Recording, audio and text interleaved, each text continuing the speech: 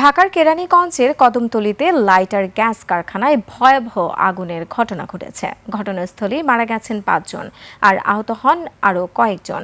Fire সার্ভিসের ৭টি unit ঘটনাস্থলে পৌঁছে ৩ ঘণ্টার চেষ্টায় আগুন নিয়ন্ত্রণে আনে। প্রত্যক্ষদর্শীদের অভিযোগ, কারখানা ভবনে কেয়ারটেকার আগুন নেভাতে পানি দিতে চাননি এবং প্রায় ১ ঘণ্টা দেরি করে আসে ফায়ার সার্ভিস। কেরানীগঞ্জ প্রতিনিধি সোহরাওয়ার্দী শ্যামলের তথ্যচিত্র report. Lily ultrasoft serum gel, যা গভীর থেকে স্কিনে দেয় ৩ গুণ সিরাম হাইড্রেশন। সিরাম জেল হাইড্রেশনে ব্রাইট থাকো সব সিজনে। ভয়াবহ আগুনে পুড়ছে গ্যাস লাইটার কারখানা। শনিবার দুপুর ১টার দিকে লাগা এই আগুন ছড়িয়ে পড়ে দ্রুতই। কারখানায় বিভিন্ন ধরনের গ্যাস, ফুয়েল ট্যাঙ্ক ও প্লাস্টিক সহ বিভিন্ন দাহ্য পদার্থ ব্যবহার করা হতো।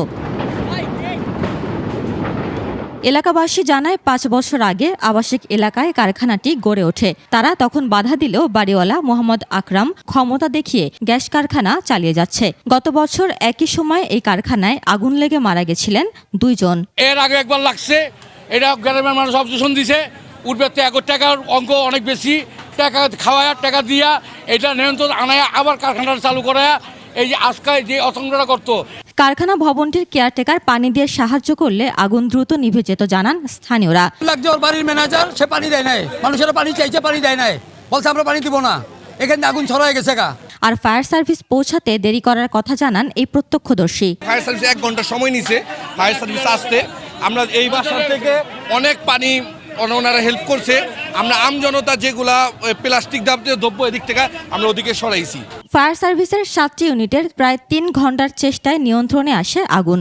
উদ্ধার করা হয় ৫ মরদেহ।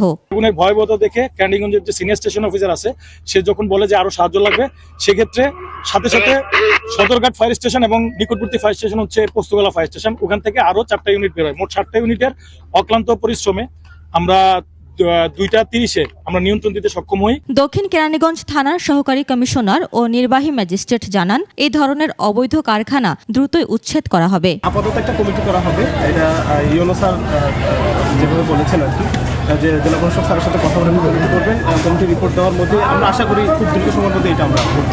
নিহত ৫ জনের পরিবারকে ২৫,০০০ টাকা করে সহায়তা দেওয়ার কথা জানিয়েছে প্রশাসন। উপমা রায়, ডেস্ক রিপোর্ট, ২১ টেলিভিশন।